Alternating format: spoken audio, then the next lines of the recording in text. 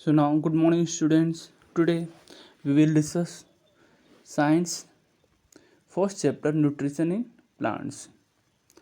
So first of all, we see introduction. Now, in your previous class, you have studied that food is very much essential for all the living beings. Now, आपने पिछले classes में क्या पढ़ा कि food क्या है, बहुत ही ज़रूरी है. Food is very essential, okay, for all the living, जितने भी लिविंग बींग्स हैं, ह्यूमन बींग हो गए, एज एनिमल्स हो गए, प्लांट्स हो गए, इन सबको क्या होती है, फूड की ज़रूरत होती है. अब किसने ज़रूरत होती है? Now C, all living beings need food for their growth and also for their survival.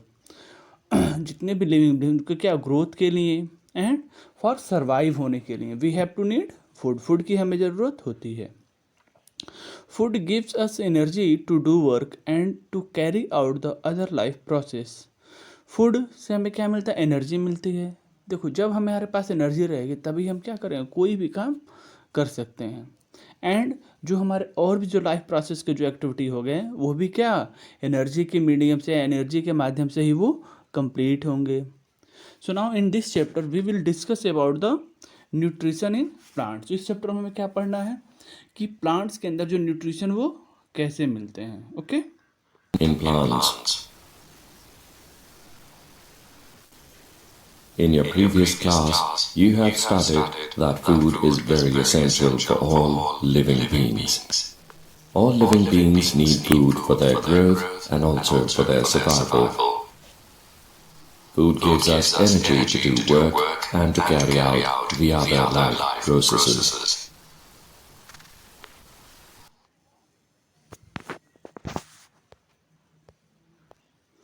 Now अभी हमने क्या देखा, introduction. Now we see what are the nutrition.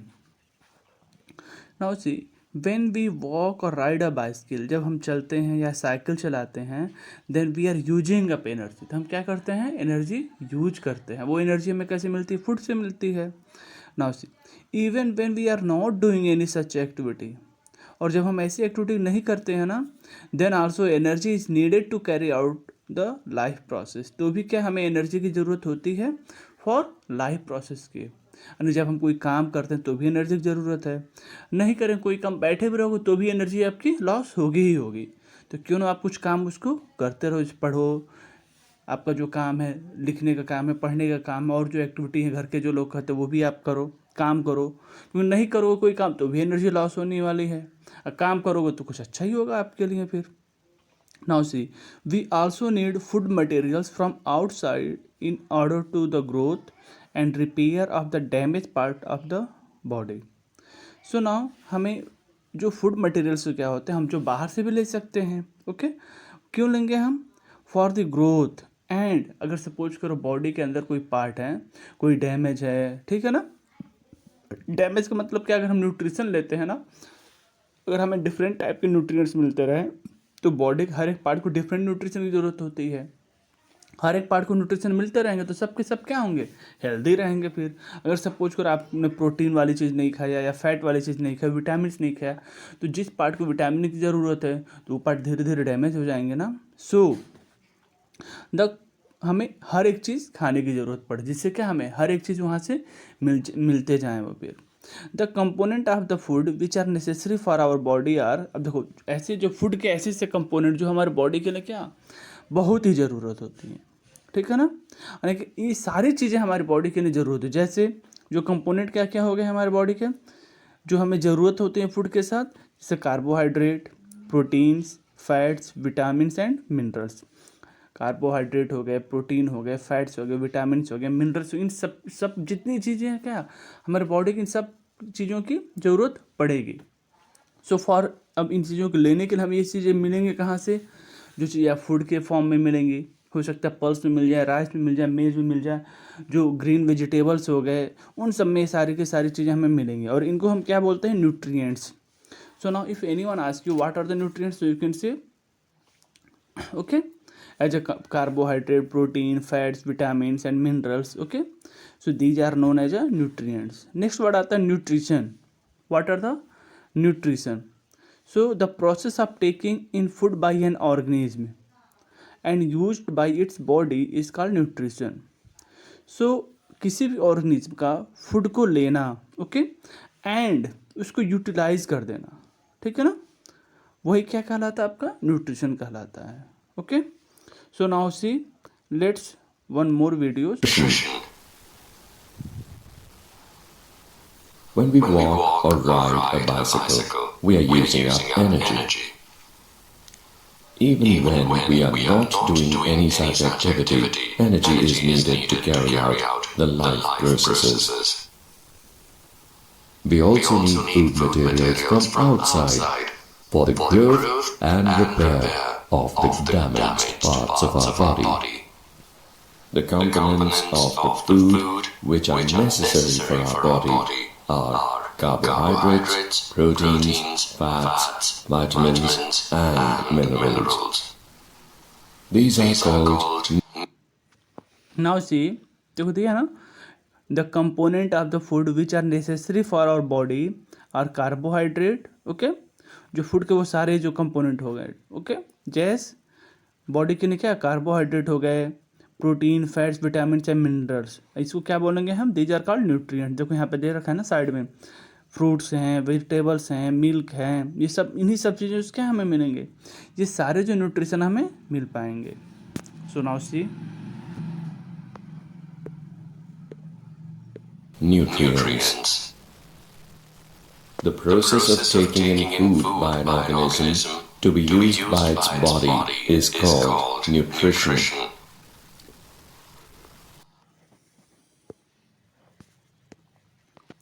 Now we will see mode of nutrition in plants. Plant में से कौन कौन से mode होंगे जिनके थ्रू क्या वो न्यूट्रिशन अपने फॉर्म करते हैं. फिर now see the general requirement for energy is common in all living beings but it is fulfilled in different ways. देखो जितने भी लिविंग बींग्स हैं ना, सब में क्या होती है, एनर्जी हमें चाहिए ही चाहिए, ठीक है ना, बट उस एनर्जी को लेने के क्या बहुत सारे डिफरेंट वेज हैं. There are some organism use simple materials to make food. कुछ मटेरियल क्या होता है, एक सिंपल वेज होता है उनके पास जो फूड को बनाने का. वेयर इज कुछ ऐसे अदर ऑर्गेनिज्म हैं जो कम्प्लेक्स मटेरियल को यूटिलाइज करके अपने फूड को प्रिपेयर करते हैं. सो इन दिस केस हम जितने भी लिविंग बींग्स हैं ना, उनमें 2 टाइप्स के न्यूट्रिशन देखते हैं. Okay, first autotrophic nutrition and second one is a heterotrophic nutrition. So now one by one autotrophic और हेट्रोट्रॉपिक हम देखेंगे क्या क्या होते हैं. यानी ऑटोट्रॉपिक कौन से न्यूट्रिशन है and what are the heterotrophic nutrition. Now see autotrophic nutrition. So autotrophic organism are self nursing, यानी जो ये जो ऑर्गेनिज्म होते हैं ना, ये स्वयं ही अपना नर्सिंग करते रहते हैं, फूड प्रिपेयर करते हैं ये. सो now C they make their own food from simple raw materials like carbon dioxide from the air and water from the soil.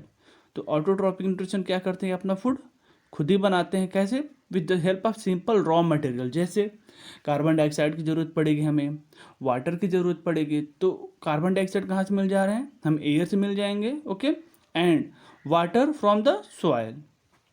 Energy required for this process is taken from the sun. अब हमें energy की ज़रूरत पड़ेगी ना इस process को complete करने के लिए, तो वो एनर्जी कहाँ से मिल जाएगी, वो सन से मिल जाएगी. फिर the mode of nutrition in which an organism makes its own food is called autotrophic nutrition.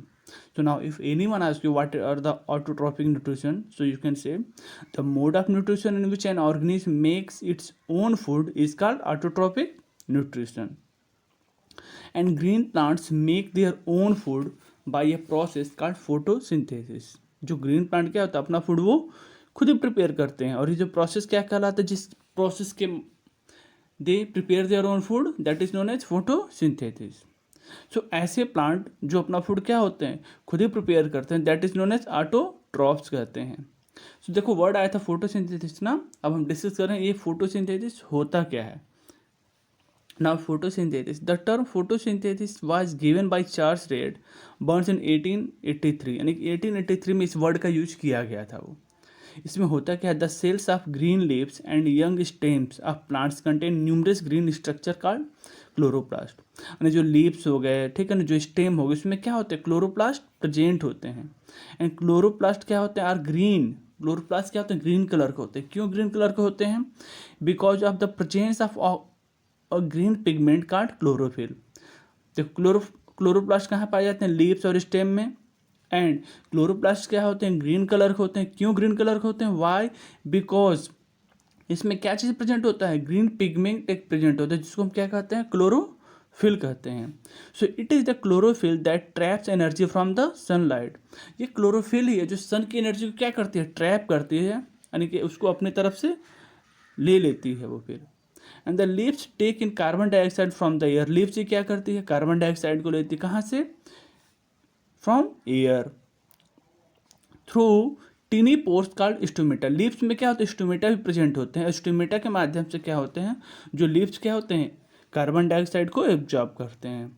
These pores are present in on the lower. ये जो पोर्स होता है वो नीचे वाले लीव्स में प्रेजेंट होंगे फिर आपके।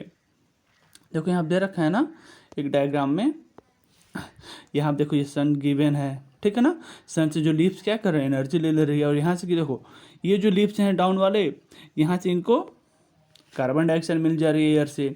वाटर की ज़रूरत है, नीचे सॉइल से मिल जा रहे हैं ये फिर। Okay, so now see next. देखो these pores are present on the lower side of the leaves. Now see the stomata is surrounded by guard cell. जो स्टोमेटा हो गया ना, वो क्या होता है? गार्ड सेल से चारों तरफ से घिरा होता है। This guard cells control opening and closing of the stomata. और जो गार्ड सेल क्या होता है? कभी ओपन होते हैं, क्लोज होते हैं ये। वाई? सपोज करो हमें क्या वहाँ पे ज़रूरत है ना कार्बन डाइऑक्साइड की, तो इससे क्या होता है? ये ओपन होते हैं, क्लोज होते हैं, जिसके थ्रू से क्या होते हैं? जो कार्बन डाइऑक्साइड को अपने में ये एब्जॉर्ब कर लेते हैं। Okay, so now see the stomata are surrounded by guard cell. जो स्टोमेटा क्या होता है? गार्ड सेल से चारों तरफ से ओपन होते हैं। Okay, and this guard cells control opening and closing of the stomata. The water is absorb from the soil by the roots hairs present in the roots. Water कहाँ से मिल जाते हैं? रूट्स से मिल जाते हैं फिर, है ना। और गार्ड सेल देखो यहाँ पे दे रखा ना ये फिगर, देखो ये है, यहाँ पे है ये क्या है आपका? एक तरह से स्टोमेटा प्रेजेंट है, अभी ओपन है क्योंकि इसको कार्बन डाइऑक्साइड की ज़रूरत है यहाँ से। और जैसे कार्बन डाइऑक्साइड मिल जाएगा फिर इसको ये क्लोज कर लेते हैं। फिर ऐसे क्या ये प्रोसेस हमेशा चलते, जैसे ओपन हमें ज़रूरत पड़ेगी इनको कार्बन डाइऑक्साइड की, गार्ड से इसको ओपन कर देते हैं स्टोमेटा को, और फिर ले लेंगे कार्बन डाइऑक्साइड। जैसे एंट्री करेंगे उसको ट्रैक कर लेते हैं ये फिर। नेक्स्ट देखो ये एक लीफ है ना। ओके, नाउ सी देखो ये लीफ दिया हुआ है। लीफ में क्या है? ये क्लोरोफिल प्रेजेंट होते हैं। ओके, नाउ सी हम देखो यहाँ पे आप ये लीव्स है ना, लीव्स में क्या है? ये देखो क्लोरोप्लास्ट, ठीक है ना, क्लोरोफिल, ठीक है ना। ये सब क्या है? इसके अंदर ये ग्रीन पिगमेंट प्रेजेंट है, जिससे क्या ये ग्रीन कलर के दिखाई दे रहे हैं। Now see, the water and minerals absorbed by the plants are transported to leaves through xylem vessel that are like small tubes। देखो कह रहा था वाटर हो गए, ठीक है ना, और मिनरल्स हो गए, ये किसके थ्रू एब्जॉर्ब होते हैं प्लांट में? देखो दो वेसल्स हो गए, जाइलम और फोलेम। तो वाटर और मिनरल्स किससे होते हैं? जाइलम से। और जो फूड का जो ट्रांसपोर्टेशन होता है वो किसके थ्रू होता है? फोलेम वेसल से होते हैं, जो क्या होता है कि स्मॉल ट्यूब्स होते हैं। The simplest method of testing whether photosynthesis has taken place or not is to find out if starch is present in a leaf or not। देखो जब फोटोसिंथेसिस का प्रोसेस होता है ना, तो उसमें क्या होते हैं? फिर एक जो फूड प्रिपेयर होता है, ग्लूकोज जो बनता है, उसका मतलब क्या वो किस में होता है? स्टार्च में कन्वर्ट हो जाए, जिससे क्या फूड जो लीव्स हैं, जो प्लांट्स हैं, वो उनको एब्जॉर्ब करते हैं। Using the energy from the sun, carbon dioxide and water combined together in the presence of chlorophyll make food in the form of glucose, and oxygen is the byproduct of this chemical reaction। अब देखो अगर suppose करो जो plants है वो photosynthesis नहीं करेंगे तो क्या होगा? हमें ऑक्सीजन मिलेगा? नहीं मिलेगा। ओके, तो एक रिएक्शन है जो फोटोसिंथेसिस में आपको हमेशा लर्न करना है। First, carbon dioxide plus water, okay, with the help of sunlight and chlorophyll, क्या फॉर्म हो गया उनके पास? Glucose plus oxygen. जो ग्लूकोज बना वो क्या स्टार्च में कन्वर्ट हो जाएंगे, और स्टार्च में कन्वर्ट होने को जो प्लांट क्या उनको ले लेंगे। तो हम ये प्रूफ करना है, अभी कई सारे एक्टिविटी हम करेंगे ताकि किसी में क्या स्टार्च प्रेजेंट है या नहीं प्रेजेंट है, और बाय प्रोडक्ट के फॉर्म में हमें ऑक्सीजन मिलता है। जो ऑक्सीजन, अगर ये फोटोसिंथेसिस का प्रोसेस नहीं होगा तो क्या होगा, हमें ऑक्सीजन मिलेगा नहीं मिलेगा फिर। ओके, और ऑक्सीजन नहीं मिलेगा तो क्या एनिमल्स, कोई भी जो एनिमल्स हो गया चाहे ह्यूमन बींग्स हो, सर्वाइव हो पाएंगे? That is not possible. Now see, glucose produced in this process is changed into starch and stored in leaves, stem, roots. अब देखो जो ग्लूकोज किस में कन्वर्ट हो जाता है, स्टार्च में कन्वर्ट हो जाता है, और ये कहाँ पे स्टोर होंगे, लीव्स में, स्टेम में, रूट्स में, एक्सेट्रा, जो भी इनको जरूरत पड़ेगी। अब यहाँ पे एक बार और दे रखा है, what is the photosynthesis, you have to learn this. The process of converting carbon dioxide and water into glucose and oxygen in the presence of sunlight and chlorophyll is known as photosynthesis. ये definition आपको याद रखना है, ठीक है ना, very important. Now the food prepared by the plants not only used by themselves but also by the entire living world. अब ऐसा नहीं जो फूड ये प्रिपेयर करते हैं केवल अपने लिए ही, वो और भी पूरे इंटायर वर्ल्ड के लिए क्या ये प्रिपेयर हो जाते हैं, क्योंकि सब क्या एक दूसरे के ऊपर वो डिपेंड रहते हैं। This also help in maintaining the balance between the level of oxygen and carbon dioxide in the atmosphere. अगर मानो ये जो प्रोसेस नहीं होता फोटोसिंथेसिस का, तो क्या होता, ऑक्सीजन का और कार्बन डाइऑक्साइड का लेवल चेंज हो जाता, ठीक है ना। अब ये फोटोसिंथेसिस होते रहते हैं, इससे ऑक्सीजन और कार्बन डाइऑक्साइड का जो बैलेंस एटमॉस्फेयर में बना रहता है। Hence we can say that in the absence of photosynthesis life would have been impossible. अगर फोटोसिंथेसिस का प्रोसेस नहीं हुआ तो क्या होगा, यहाँ पे लाइफ क्या होगा, पॉसिबल नहीं होगा। नाउ नेक्स्ट, अभी हमने क्या पढ़ा था, ऑटोट्रॉपिक न्यूट्रिशन, जिसमें क्या होते थे, वो ऑर्गेनिज्म जो अपना फूड खुद ही प्रिपेयर करते थे। अब हम देखते हैं what are the heterotrophic nutrition. So all the animals and non green plants like as fungi and bacteria can not prepare their own food. जितने भी ये प्लांट हो गए, चाहे ये नॉन ग्रीन जो प्लांट्स हैं, जैसे फंगी हो गया, बैक्टीरिया हो गया, ये अपना फूड प्रिपेयर नहीं करते हैं। ये क्या करते हैं फिर, सो दे डिपेंड डायरेक्टली और indirectly on the green plants for their nutrition. ये उन ग्रीन प्लांट के ऊपर ही डिपेंड करते हैं जो अपना फूड खुद प्रिपेयर करते हैं, चाहे वो डायरेक्टली उसके ऊपर डिपेंड हो या indirectly. Now such mode of nutrition is known as heterotrophic nutrition. And ऐसे जो नॉन ग्रीन प्लांट हो गए चाहे एनिमल्स हो गए, वो क्या होते हैं, दूसरे के ऊपर डिपेंड है फूड के लिए, या तो डायरेक्टली डिपेंड हो या इनडायरेक्टली।